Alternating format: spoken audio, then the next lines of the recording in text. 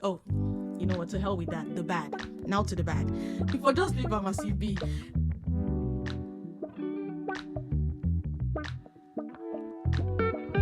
Hi. Today we are discussing Yahoo Plus, the 2022 movie which had a short cinema run and then only just got put on the streaming platform Netflix. So welcome. This movie is written and directed by Ebuka Njoku, and produced by Anegbu, Achalla, Ebuka Njoku, and Lorenzo Menakaya. I hope I'm pronouncing. I don't know. Now, for the synopsis. On Netflix, it says, after they failed to make it big in the film industry, two friends team up with a Hong Kong crime lord in a get-rich-quick internet scam. Here are the characters and the actors who play them. Keezyto plays the role of Ose. Ifeoma Obinwa is Pino. Somadina Adinma is Abacha. Echelon Mbadiwe is Kamso. Ken Eriks is Ikolo, aka native doctor that went to Harvard. Lorenzo Menakaya is Mansa, aka the bestest villain ever, but that we never see on screen. This movie took me back to the days of old Nollywood, simple, no frills storytelling. In short, this movie made me happy. But these are the things I found enjoyable about this movie. The acting was very natural. There was no melodrama. I think this was really good casting. And another thing I really liked was it was very good to see dark skin on screen, like throughout. Nothing against light skinned people, but sometimes it seems like that is the more popular choice with filmmakers. I'm not going to go into any talk on colorism, but let me just say sometimes I wonder what continent we're on when I see the composition of skin color on our screens. So it was good to see that much dark skin on screen, but the acting itself was really fantastic. I think every single person pulled their weight, and I mean every single person. I'm not going to say who did better or worse, but I think everyone did really good. The styling, including the costume and the set design. Look, this movie was authentically, proudly, unabashedly, unapologetically Nigerian, and specifically Igbo. Okay, like this movie was hashtag make Igbo cool again. I don't know who it was or when it was decided that being Igbotic was a slur, but I'm telling you that this movie gave very hustler vibes and I was here for it. I loved it. Okay, I loved the authenticity of the cultural depiction. And when I mean cultural, I mean just the way people are in the very real sense, you know, the average person in Igbo land. I loved it. I loved very much the set design, the decor, even the muted lighting, the appropriate artwork. I know there's a lot to be said budget-wise about the lighting. I'm not going to say that it was good. We'll come to that when we come to what maybe was the bad, but I'm just going to say that for what it was, they somehow maybe used the lighting to also help set the tone. And then the music, I thought the music was very good. That was another thing that took me also back to unpretentious Nollywood. It was just the bung, bung, bung, bung, you know, that kind of, and the score as well was very good. Now, if you know me, one thing that I'm always going to be very, very specific and passionate about is the story. Okay, I think that story is king, and everything else that is happening in the film is simply in aid of story. I can forgive some technical failures, but I find it harder to forgive story failures. So you're going to find that for this movie, I might have a lot of grace, and I'm going to go into why and explain. So let's talk about the story. This movie really cared about the story, okay? It had a clear vision, it had a clear trajectory, and the narrative was deeply nuanced. The conflicts in this movie, it had great conflict, the stakes were real, and also the stakes continued to escalate. The characters in this movie were multi-dimensional. It was touching, for instance, how Ose advocated for Abacha when Ikolo could have killed him. But then it was also the way he considered Pino to be so expendable despite being very fond of her. So it was the way the characters were neither very good or very bad or anything, you know. I liked also with what's her name, Kamso, how the good girl thing was not overdone or overplayed. She just seemed like a typical not so exposed girl. That was it. They didn't try to make her into some kind of saint, or she was not judgmental. I liked the twists and turns. I like how this movie remained unpredictable for the better part. There was very good use of dialogue as a vehicle for storytelling. I know that yes, there was a lot of exposition, in this movie. It was painful at times. However, we already know that budget was a big thing. And listen, when we say a movie was low budget, some people think it's shade. It's not shade. I think it's a point of pride that you don't let great or excellent or whatever become the enemy of the good, that you check what you have and decide to forge ahead and make a movie anyway, and you do your best with what you have. This CJ Fiery Obase, who is taking Mami Water around the world right now, making history every damn place. He was bragging when he just started about how his movie, I think it was Old Town, he would proudly tell you, not even low budget, he would tell you it was no budget, zero budget.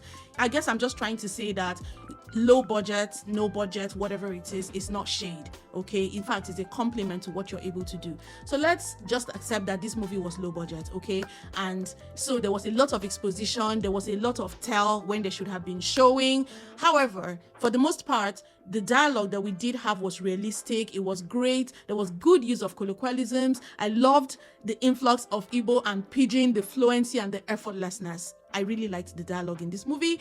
I liked the honesty that when the guys were, Ose and Abacha were talking about hustle, they even mentioned politics. Like that, everyone understands how, I'm even surprised that they did not mention we tried to go into the church business or MLM, but anyone who understands hustle will understand the desperation of that account. We tried this and that and that and that, and none of it really worked. But then, so that made them instantly sympathetic, in my opinion. And then I enjoyed the irony of mentioning God when planning something so heinous. That was so true to Nigerian success narrative, because the way they were talking about if God would help us or whatever it is, I just thought this is so real, and the irony is usually so lost on us when we talk that way.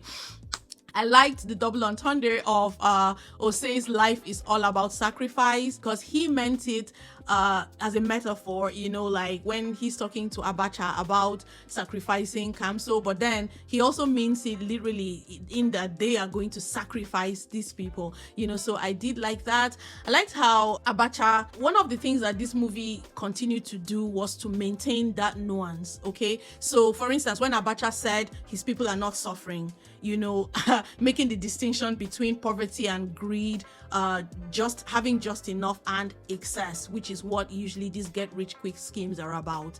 I appreciated the boldness of the deconstruction of ritualism, how they explained that the killing is not about some weird voodoo shit, but really is about human parts, and also that it's the symbolism of establishing loyalty and reliability with your benefactor, who in this case was Mansa. And that really is how cults function. They ask you to give up your most sacred self. I thought it was bold to call out and redefine money ritual in this way. And also I enjoyed I thought rather that it was important how they highlighted how money ritual is a concern in the medical field. I'd never thought about that before. I appreciate the restraint in not denouncing spirituality and superstition as a whole, because that would be cutting it too close with a Nigerian audience. The construction was very specific to what people believe about money ritual. And then another thing I like is how the movie ended with a question: will I survive this? It was okay with me that it was not tied up in a neat little package, and that of course tracked to the opening scene. And now the not so good. Let's not say the bad, let's say the not so good. Oh, you know what, to hell with that. The bad. Now to the bad. The lighting was sus ASF, okay? Like, I know I've talked about how the lighting was used to set the mood and the tone of the film. That's true, but also it was bad lighting, okay? Poor, again, budget, we know, but just bad lighting. The coloring, I think that was post-production, but if I just leave them as it be. That outdoor scene when Ose and Abacha, when we first met them and they were talking on the balcony, that scene looked like it was so washed out, like a watercolor painting, and not a very good one at that. It was so funny to me, that scene, and thankfully that was the only like daytime outdoor scene. And then the only other outdoor scene we had, actually two other outdoor scenes we had, the one when Ikolo arrived, and then the one when at the end of the film when Abacha was leaving. So I'm glad about that. Sometimes delivery of dialogue was stilted, and we'll talk about some specific examples. Actually, one example, the one that really stands out to me, is in the final scene when Abacha, that last piece of dialogue that ended the movie. It was very scripted, but it was pidgin, and I don't like when pidgin is obviously scripted. It didn't have the same flow that their pidgin and dialogue and dialects had throughout the movie. So that was something I didn't like. But there were other instances when dialogue was a little stilted. Scenes went on too long with too much exposition. Sometimes it got boring. Let me say this though, a long scene and plenty of dialogue is not a problem, okay? You can have an entire scene of someone just talking and talking and talking. The things that they say, number one, the written lines, it's important, and this movie was really good with written lines. I really did enjoy the dialogue, especially the things that came out of Ose's mouth. However, when you have dialogue like that and you have nothing else to focus on, an example is the scene when Ose called Mansa that first time to report how things were going badly, and it was focused on Abacha's face the entire time with the phone call until towards the end, when they now panned to show us that Ose had been in the scene all along. That was so unnecessary. It was a choice, but it was an unnecessary choice because there was no implication, creative or otherwise, to Ose being out of shot. So since there wasn't much to do in the scene other than listen to a disembodied voice on the phone, it would have been good to have Ose in shot the whole time so that we would see his reaction. He would have some reactions, probably overhearing Manso. Why do I keep saying Manso? It's Mansa, isn't it? Probably hearing Manso talking, and he would probably be giving some body language and saying, hey, you know, stuff like that would have given us a bit more. As it were, all we had was maybe just a very actually boring painting behind Abacha. That was it. So it didn't make for a very good scene. So again, long dialogue is not the problem. It's whatever else we can take our attention to, because otherwise I'll be listening to a podcast. Okay. Yeah, then in one of the earlier scenes when the girls had just arrived and then they started talking, when Kamso had asked, whose house is this? Is it their house? And I hope they are not Yahoo. And then they started talking about Yahoo Plus. I didn't like that. I didn't like that they went into that foreshadowing, as though the title Yahoo Plus was not already foreshadowing enough, but that was unnecessary. Something I did not like was how normal these guys were for prospective killers, especially Abacha. I can understand that Ose, he has a hard edge to him, but Abacha still, it would have been nice to see that contrast between them, but instead he's minutes away from having people killed and he's frying eggs and humming in the kitchen and singing. It didn't seem real. I feel like there could have been a bit more nuance to that. I don't know, maybe it's just me, but that sex scene was a bit pornographic and it felt gratuitous, but I'm not going to belabor that point. The biggest thing was the cinematography of this film. It was whack. And this is not just about budgets. This is about like a static camera that just did not move. And when it decided to move, it was moving where it was not really necessary, and also it was shaky. There were no close-ups for emotional impact. For instance, the scene where the girls were first tied up and Ose was giving his thesis, we weren't seeing them. We're just focused on Ose, you know, and it was important that, because this is realization dawning on these people that they are going to die, and it was important to see that, but it was just, you know, on one person. As intriguing as what he was saying was, it still made for not very great viewing. And then most importantly, and that stressed me out, in that scene in the scene with when Pinot was getting her organs harvested, the camera just stayed where it was and it failed to capture the horror of what was unfolding before Abacha and Kamso. This is Kamso's friend, like her roommate, the person who has been giving her term paper money. They're friends, and she was getting, it's one thing to see somebody killed like quickly. It's another thing to be there and watch them being, is it excavated or whatever the word is. That was a terribly gruesome scene to not see them react. I mean, their guts should have been all over the floor. They should have been throwing up and all of that, but nope. All we got was Ikolo telling us about money ritual, which was good, you know, but just...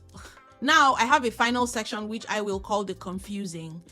the story being broken into chapters helped me understand. I don't think that the story, it wasn't warranted. I don't think that this story had the kind of gravity and moment that he thought it did that would warrant breaking it into chapters. That just seems like the kind of thing that somebody saw somewhere and thought, oh, that would be nice for my movie. I didn't like that. Ikolo dying against the painting of Jesus Christ, that was a choice. It's not one that I necessarily understand. Now, one very glaring story error that really stressed me out was how these people did not know each other. I don't understand how Abacha and Ose are childhood friends, and somehow Ose did not know Kamso. Somehow Pino had never met Abacha and did not know that the same Abacha was Kamso's boyfriend. It's just Kamso had never mentioned me. It was a lot of, I did not understand how that was possible. So that stressed me out. And then another thing in story, in fact, and two other things in story that I did not enjoy were that, one, when Ose changed his mind and came to kill Abacha and Kamso, however that change happened off screen. He was done with that phone call with Mansa. And on that phone call, his final words actually heavily implied that he was ready for whatever came next. He did not in any way imply that he was going to go ahead, okay? And then, fine, that could have happened. And then he would have a moment when he sits back down, and then he would have the realization that, oh shit, I really have to do this. But we didn't see that. We didn't see that change happen on his face in any way. We didn't see the internal struggle and come to a decision. And then the moment the decision was made, we didn't see any of that. You know, he just ended this phone call, lit a cigarette, and then next thing they cut to this idiot still in this house. And that was another thing that really pissed me off with story. How these two idiots were still in this house after Ose said to leave. That was not realistic at all, because if you've escaped the kind of horror that you just did, this is a house of horror. Literally at this point, that's what it was.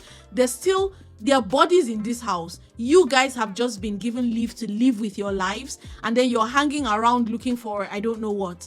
Fine, granted, she said she was looking for her phone, or she wanted her phone, but Abacha was the one who was asked to collect their phone. So he knew where her phone was. Because I understand that, yeah, you don't want to leave evidence on the scene and something like your phone, but why were they still in that house? So it's one of those things that reeks of convenience for the story, meaning the scriptwriter understood that they needed Ose to make that phone call with Mansa, and then after he was done with that phone call, they needed these people to still be in the house. But I wish they had found a way to keep them still in the house, you know, and not just have them. They look like they were just chilled, like playing, messing around, like, oh, it did not look like. Anyway, let me not over-belabor that point, but it really pissed me off. So that's all for the good, the bad, and the rather confusing. So to wrap up, I'm going to say that I really enjoyed this movie. Like, I remember how I felt when I was done watching this movie. I was like, gosh, I can't remember the last time I watched a movie that made me feel this good. I enjoyed the simplicity of the story. I enjoyed the directness of the message. This movie knew what it wanted to say. It chose its vehicle and it said it very eloquently. The conflicts were clear. The stakes were clear. The message was also clear. And one clear message in this movie was that crimes of this kind, you know, they're often about greed, not necessarily about poverty. That distinction was important, and it was made when Abacha established that his family was not poor and Ose was not struggling either.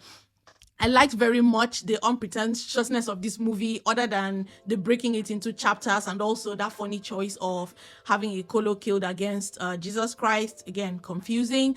I liked how much the characters stayed morally ambiguous and sympathetic throughout, even when they were considering or committing these heinous acts.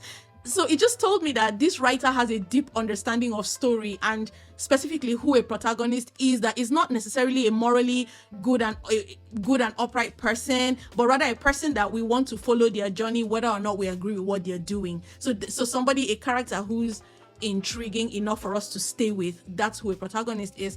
And so I'm not gonna lie, I don't like that what is his name, Abacha kind of escaped in the end, but the writer after he came close to, sacrificing his girlfriend, But again, we don't know if he makes it out or not. But then I'm just going to say that, like the writer, like Ose, the writer understood that life is all about sacrifices.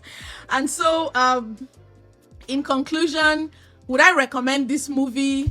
Yes. I want everyone to watch this movie, but let me give a caveat. I will say I will recommend this movie if you care about story and you don't get too perturbed about the technical details to the extent that it impacts on your overall enjoyment of the film, then please definitely watch this movie. I'm going to score this movie a 5 out of 10. I think you already know why, because the scale was like this for me. It weighed heavily in favor of story. However, film is a visual medium and it really failed on that score. Whatever the excuse, it did fail on that score. So yes, it's a 5 out of 10 for me. Guys, thank you so much for, if you're still here, thank you. If you enjoyed this review and you've gotten value out of your time here, please be sure to hit the subscribe button below. Also like, share, and most importantly to me, comment. Look, I'm brand new on this platform and I could really use the help and the encouragement. So please don't leave without doing these things. I'm really serious, especially about the comments bits, because I'd like for us to always talk about about my recaps and reviews. If there are things you agree with, things you don't agree with, things you thought I missed, whatever, let's talk in the comment section. I'd really like to hear your thoughts and I want you to know how much I value you. Remember, you have the right to an incredible viewing experience. So never settle. Thank you. Have a wonderful day.